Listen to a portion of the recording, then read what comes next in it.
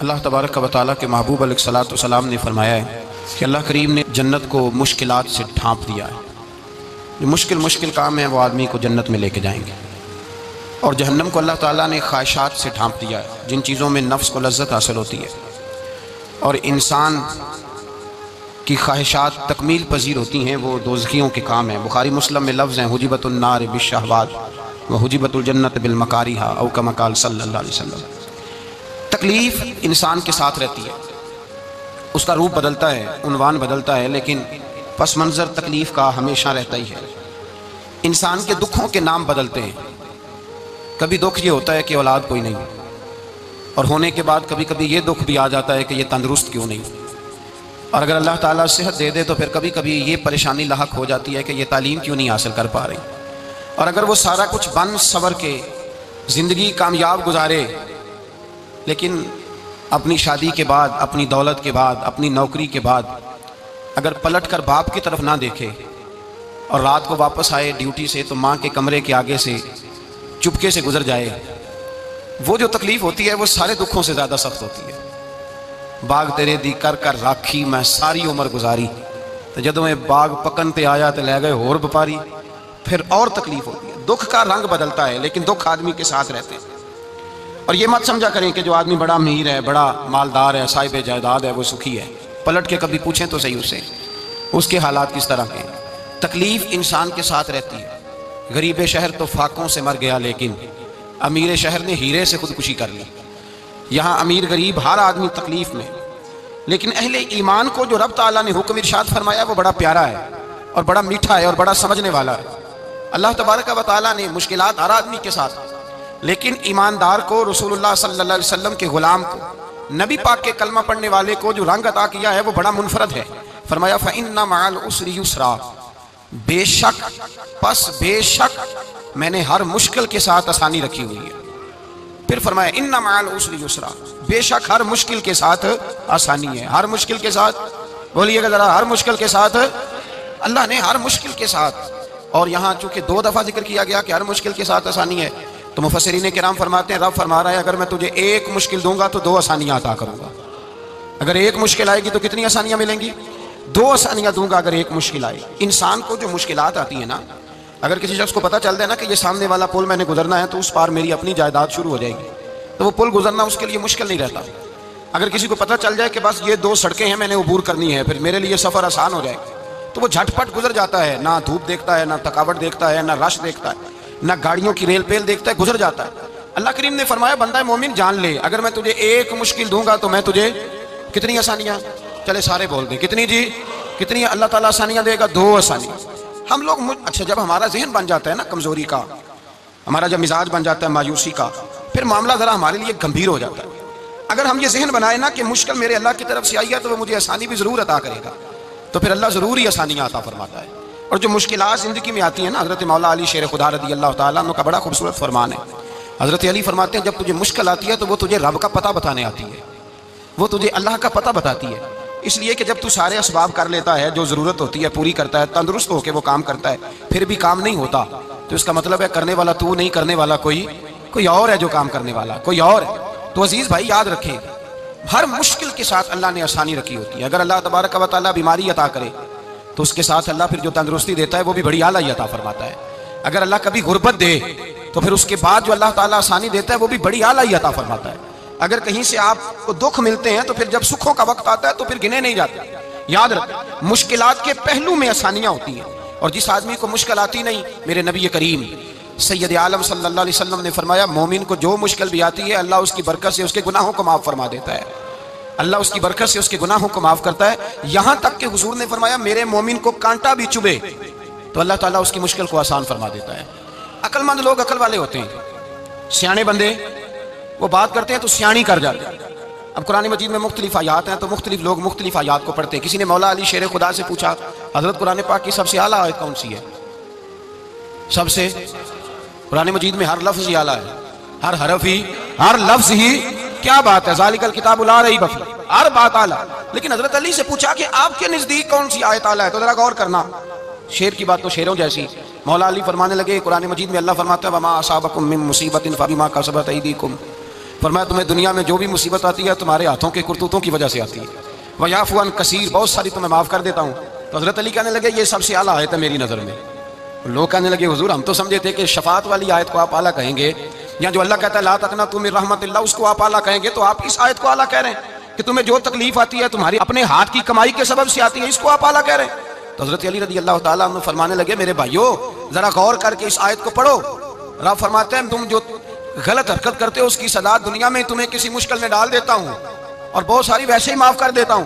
فرمایا رب کہہ رہا ہے میں تمہیں دنیا میں مشکل میں ڈال کے معاف کرتا ہوں۔ آپ فرمانے لگے میرا رب ایک جرم کی سزا 2 دفعہ نہیں دے گا، جسے دنیا میں سزا دے گا پھر قیامت میں بے حساب ہی معافی عطا فرمائے گا، پھر قیامت کے دن اللہ اسے دوبارہ سزا، یہ اس کے قانون رحمت کے خلاف ہے، یہ غور سے بات سنیں، یہ اس کے قانون رحمت کے خلاف ہے کہ اللہ تبارک و تعالیٰ 2 دفعہ سزا دے۔ تو اگر اس نے دنیا میں سزا دے لی تو اس کا مطلب ہے قیامت میں دوبارہ سزا، تو یہ سب سے اعلیٰ ہے۔ مصطفیٰ کریم علیہ السلام نے فرمایا مومن کو کانٹا بھی چبھتا ہے نا، کانٹا بھی۔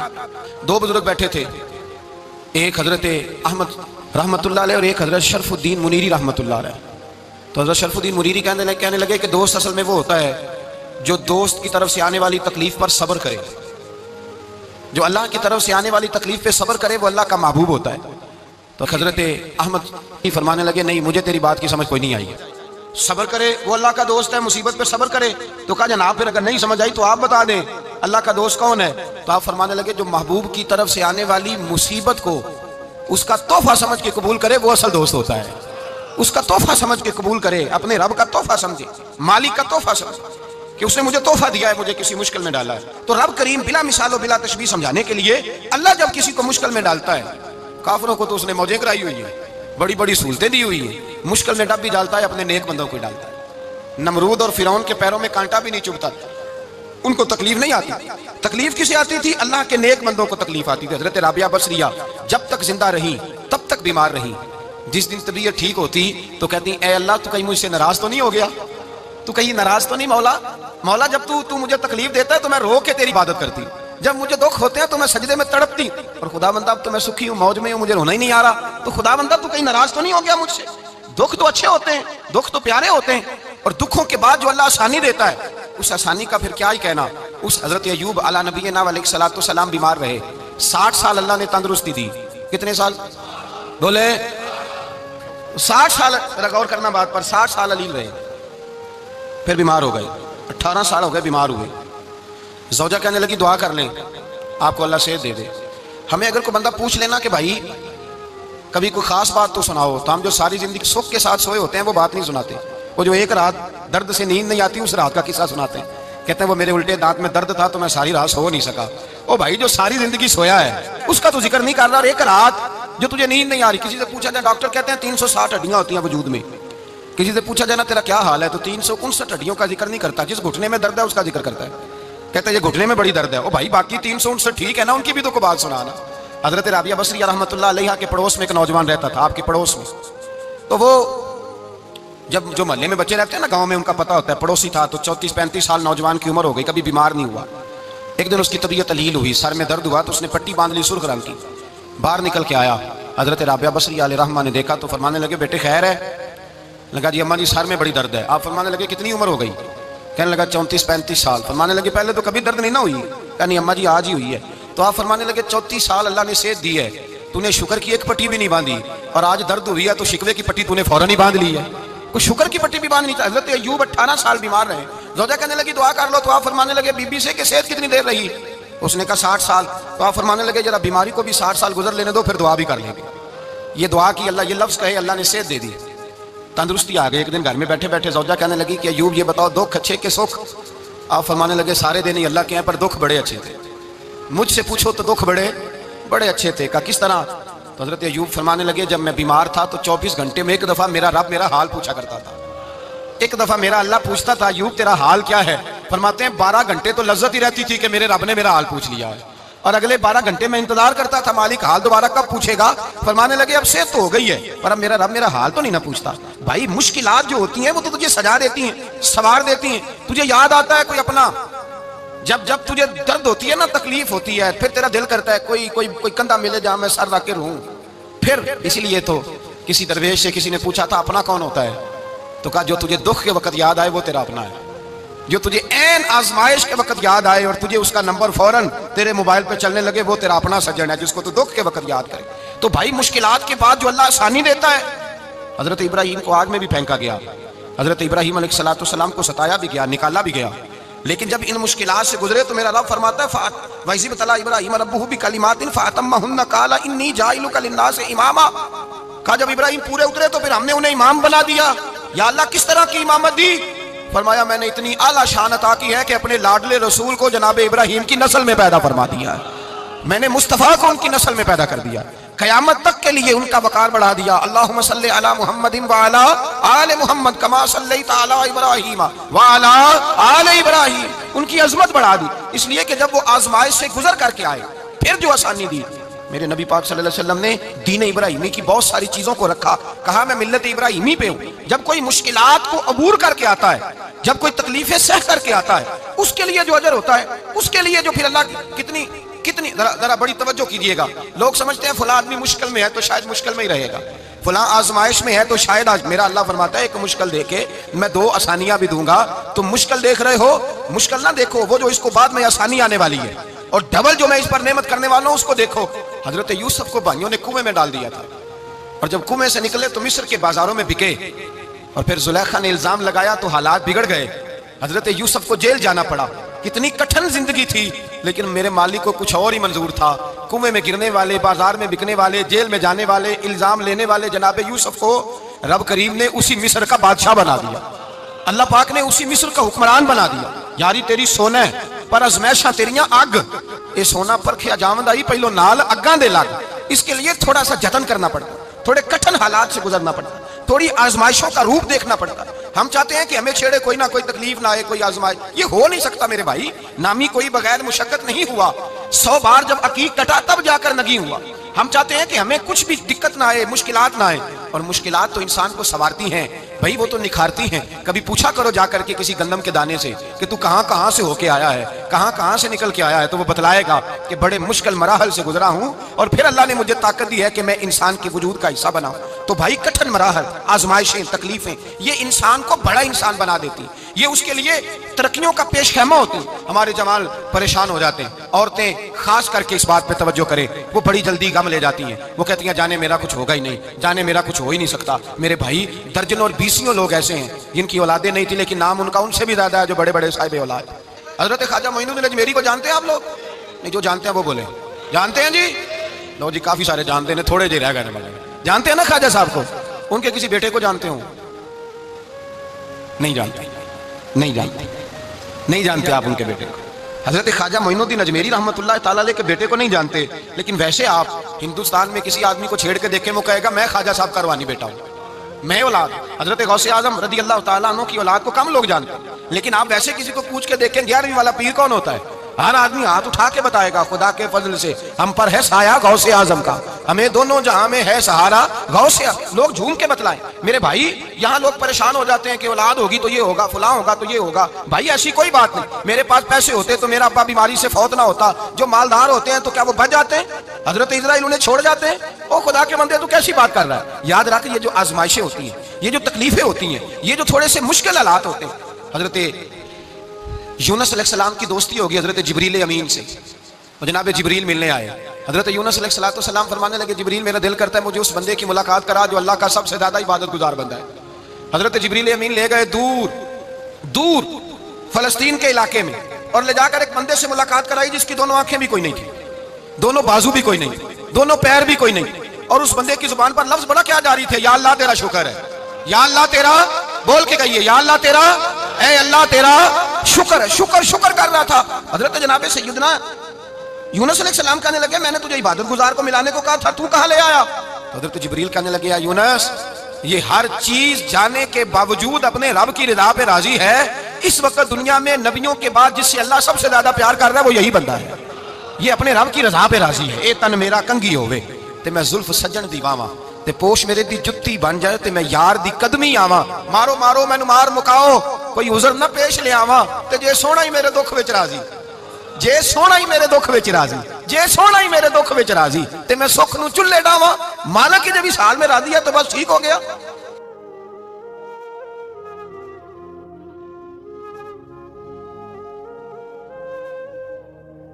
پھر جو آسانیاں ملی ان لوگوں کو تو ان کی قبروں تک آسانیاں ملی، پھر ان کو قیامت تک کے لیے آسانیاں ملی جنہوں نے مشکلات کو دیکھا۔ اور بھائی جو سوئے رہے، جو آرام کرتے رہے، جنہوں نے مناسب ہی نہ سمجھا کوئی کٹھن مرحلہ طے کرنا، جنہوں نے کہا نا نا نا نا ہم تو سکھ کے ساتھی ہیں، ہم تو سکون کے ساتھی ہیں بھائی، ہم تو سلوٹ کے ساتھی ہیں، جب موجیں لگیں گی تو دوڑ کے پہنچیں گے، کہیں گے ہمارا بھی تعلق بنتا ہے، ہماری بھی رشتہ داری ہوتی ہے، ہمارے بھی رابطے ہوتے ہیں، پھر دوڑ کر کے پہنچیں گے۔ اصل ساتھی وہ ہوتا ہے جو دکھ کا ساتھی ہوتا ہے، آزمائش کا ساتھی، مشکلات تجھے اونچا اڑاتی۔ حضرت سلمان فارسی کہتے ہیں میں نبی پاک کی تلاش میں نکلا تھا، حضور کی تلاش میں نکلا، اور میں نے کئی سال حضور کو ڈھونڈا، کبھی ایک دروازے، کبھی ایک دروازے، کبھی دوسرے دروازے، کبھی تیسرے دروازے۔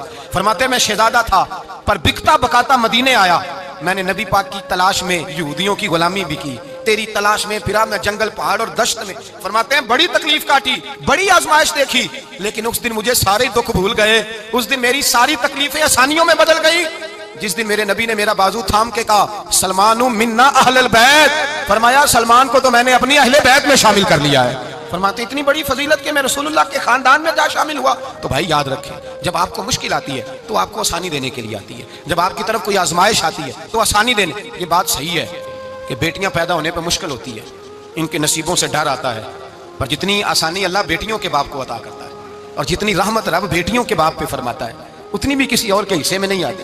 اس میں شک کوئی نہیں کہ بوڑھے ماں باپ کو جب سنبھالنا پڑے تو مشکل ہوتی ہے، بوڑھوں کی طبیعت بچوں جیسی ہو جاتی ہے، دقت ہوتی ہے، آزمائش ہوتی ہے، ان کی بات سننا بعض اوقات کڑوا لگتا ہے، ان کی فرمائشیں بعض اوقات بچوں کی طرح ایسی ہوتی ہیں جو حل نہ ہو سکیں، لیکن یہ وہی ماں باپ ہیں جن کی نوکری کے بارے میں میرے مصطفیٰ نے فرمایا اگر تو ایک رات انہیں خوش کرنے میں کامیاب ہوا تو اللہ 2 حج اور 2 عمرے کا ثواب عطا فرمائے گا۔ اس میں شک نہیں کہ بہت سارے کام مشکل ہوتے ہیں، کٹھن ہوتے ہیں، آزمائش والے ہوتے ہیں، اس میں کوئی شک نہیں کہ اس دور میں دین کا کام بڑا مشکل ہے، دعوت و تبلیغ کا سلسلہ بڑا کٹھن ہے، اس دور کے اندر حق بات بیان کرنا بڑا ہی مسئلہ ہے، اس دور کے اندر لوگوں کو کھری بات پہنچانا اور بتانا یہ اپنے ہاتھ میں آگ کا انگارہ پکڑنے کے مترادف ہے۔ لیکن میرے مصطفیٰ نے فرمایا تھا اس دور میں جب فتنہ ہو من تمسک بسنتی عند فساد امہ فلہ اجر 100 شہید، فرمایا اس دور میں جب آزمائشیں آ جائیں، تکلیفیں آ جائیں، اس دور میں جو میری سنت پر عمل کرے گا، رسول پاک کا وعدہ ہے اللہ ایک سنت پر عمل کرنے والے کو 100 شہیدوں کا ثواب عطا فرمائے، اللہ 100 شہیدوں کا درجہ دے گا اسے۔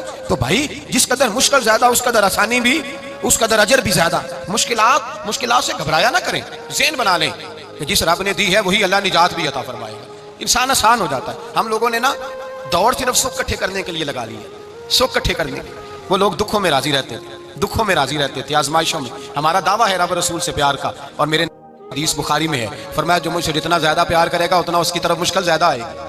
حضرت ابو بکر شبلی رحمۃ اللہ علیہ سے کچھ لوگ ملنے آئے، کہنے لگے صاحب ہمیں آپ بڑے اچھے لگتے ہیں، بڑے پیارے لگتے ہیں، آپ کی زیارت کرنے آئے، دل کرتا ہے 2 گھڑیاں پیر دبا دیں، دست مبارک چوم جائیں، دست بوسی ہو جائے، دل کرتا ہے۔ آپ نے فرمایا واقعی مجھ سے پیار ہے؟ کہا حضور بڑا پیار ہے۔ فرمایا سوچ لو کا صاحب بڑا پیار، پھر سوچ لو کا بڑا پیار ہے۔ حضرت ابو بکر شبلی دیوانے سے آدمی تھے، پتھر اٹھائے روڑے اور زور زور سے ان لوگوں کو مارنے شروع کر دیے، دوڑ گئے، کہنے لگے بابا تو پاگل ہو گیا ہے۔ جب دوڑے تو حضرت ابو بکر شبلی فرمانے لگے بس تم تو کہتے تھے ہمیں پیار بڑا ہے، حضور کیا مطلب؟ آپ فرمانے لگے اگر تمہیں مجھ سے پیار ہوتا تو میرے روڑے کھا کے میرے دروازے پہ مر جاتے، کبھی میرا ساتھ چھوڑ کے نہ جاتے۔ تمہیں پیار نہیں، تم سوک کے سجن ہو، تم چوری کھانے والے میاں مٹھو ہو، تم تو اس لیے آئے ہو کہ یہاں برکتیں ملیں گی، موجیں ملیں گی، تمہیں پیار نہیں۔ ہمیں خدا رسول سے پیار بھی ہے، ذرا سی آزمائش آئے رونے بیٹھ جاتے ہیں، غریب بھی رو رہا ہے، بیمار بھی رو رہا ہے، تنگ دست بھی رو رہا ہے، اور جو آدمی کسی مشکل میں گرفتار ہے وہ بھی کہتا ہو جتنا میں الجھ گیا ہوں ہے ہی کوئی نہیں۔ اٹھیں، بیدار ہوں، اپنے آپ کو توانا کریں، اپنے اندر جولانیاں پیدا کریں، یاد رکھیں جتنی مشکل سخت ہوگی اتنی آسانی بھی اللہ زیادہ ہی عطا فرمائے گا۔ اللہ تعالیٰ زیادہ اور وعدہ کیا اللہ پاک نے فَإِنَّ مَعَ الْعُسْرِ يُسْرًا إِنَّ مَعَ الْعُسْرِ يُسْرًا، فرمایا اگر میں تمہیں ایک مشکل دوں گا تو میں تمہیں 2 آسانیاں عطا فرماؤں گا۔ اللہ تعالیٰ ڈبل آسانی دیتا ہے اگر کسی پر مشکل ڈالتا ہے۔ اپنے آپ کو کمزور نہ کریں، ذہن بنائیں دکھ سہنے کا، مزاج بنائیں تکلیف برداشت کرنے کی، پھر یہ مشکل نہیں ہوگا، پھر آسانی سے بندہ گزر جائے گا۔ دعا ہے رب کریم کی بارگاہ میں اللہ سمجھنے کی توفیق عطا فرمائے۔ آخر دعوانا الحمدللہ۔